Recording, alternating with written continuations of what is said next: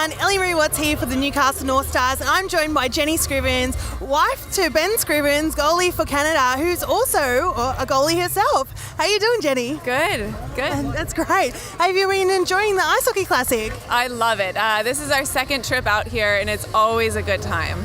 That's brilliant. So yeah, you're a former goalie, retired, I should say. I'm retired. Yes. I hung up my skates a few years ago.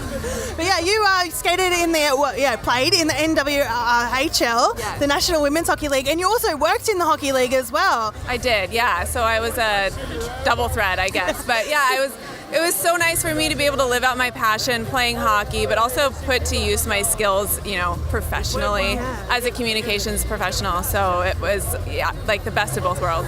So as a player and, working for NWHL, when all the changes sort of came in, what was that like for you to see sort of both sides of it? Oh, it was amazing. And really just to see the league develop, I think the best part for everybody, for fans, for players, for coaches, just fans of the women's game.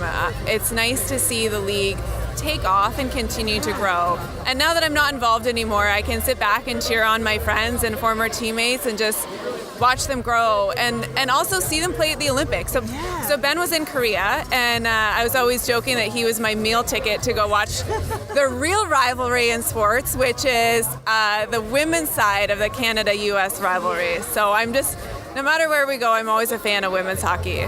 What do you think the key was, or keys, to the NWHL maturing and reaching that point?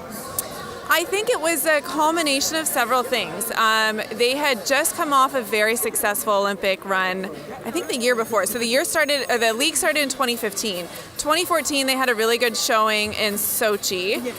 Everyone was watching women's hockey at that point. That was like the most watched sport on NBC or something like that. It had such a great showing.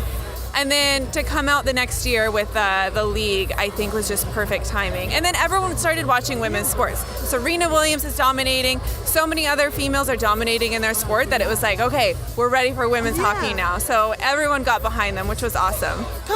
Like using that opportunity, that window, and going for it. Yeah, 2015 seemed to be like the perfect year for women's hockey and so many other women's sports, but particularly women's hockey.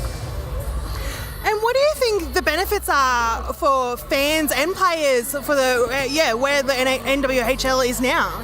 I think it's really important for fans, players, young people alike to see women's sports growing at such an exponential rate. I think it's important to see women in the spotlight. It's important to see women as coaches. It's important to see women in these high power roles that I think it extends beyond hockey and extends beyond sport. It's nice for us to see people in those positions that we can model our lives after, and the next generation can do the same. From your experience, what do you think other women's leagues could learn?